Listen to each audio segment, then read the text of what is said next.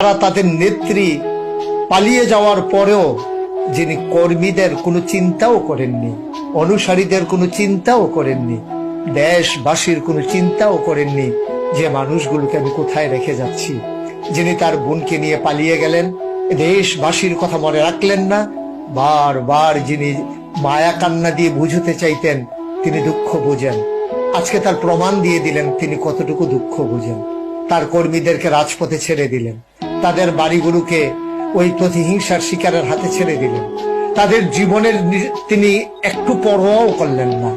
তিনি পালিয়ে গেলেন, একবারও ভাবলেন না যে আমি যাদেরকে রেখে যাচ্ছি 15 বছর ধরে যারা আমাকে এই ক্ষমতার মসনদে টিকিয়ে রেখেছে, আমাকে গণভবনের এই নরম তুলতুলে বিছানায় বিশ্রাম নেওয়ার আনন্দ করার সুযোগ করে দিয়েছে, আমি তাদেরকে কোথায় রেখে যাচ্ছি একবার তিনি চিন্তাও করলেন না।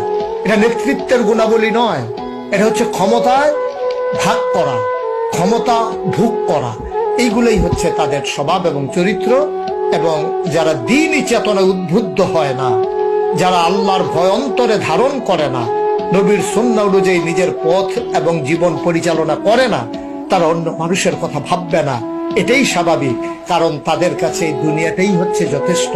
তাদের পরকালের দেনা পাওনার হিসাব তাদের মাথায়ও আসে।